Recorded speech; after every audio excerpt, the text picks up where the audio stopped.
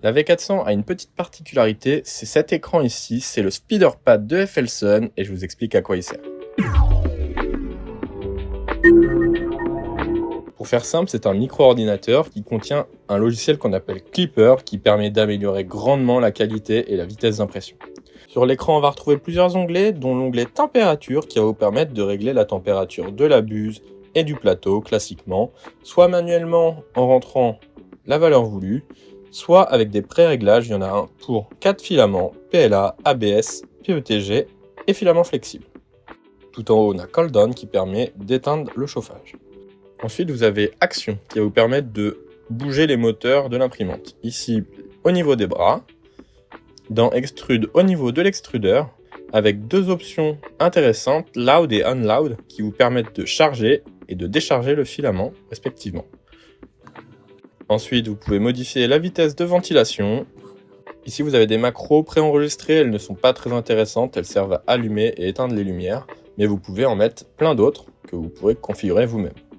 Disable moteur qui permet de désactiver les moteurs, console permet d'envoyer du G-code natif, et en dernier, vous contrôlez les lumières. Ensuite, vous avez l'icône configuration qui va vous permettre de régler pas mal de choses. En premier, vous avez toutes les options concernant le nivellement automatique du plateau. Les limites, je vous conseille de ne pas y toucher, vous risqueriez de faire des bêtises. Pareil pour l'Input Shader. Ensuite, Network va vous permettre de connecter l'imprimante au Wi-Fi et vous obtiendrez une adresse IP ici que vous pourrez inscrire sur votre ordinateur pour connecter Clipper en web. Ensuite, dans Système, vous avez toutes les informations concernant les logiciels et vous pouvez les redémarrer indépendamment et les mettre à jour.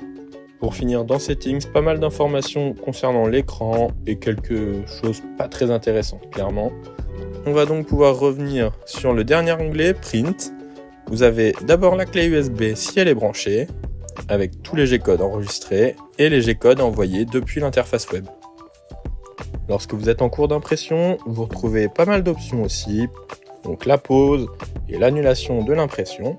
Ensuite, vous pouvez modifier le Z-offset, la vitesse d'impression et la vitesse d'extrusion, ce qui peut être intéressant.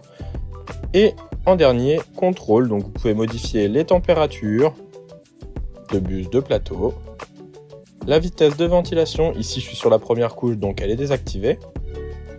Ensuite, l'extrusion, vous pouvez charger et décharger du filament, allumer les lumières d'impression et le logo FLSun. Je vous conseille de ne pas toucher les limites comme vu précédemment et les dernières options, vous n'avez pas à y toucher lors d'une impression.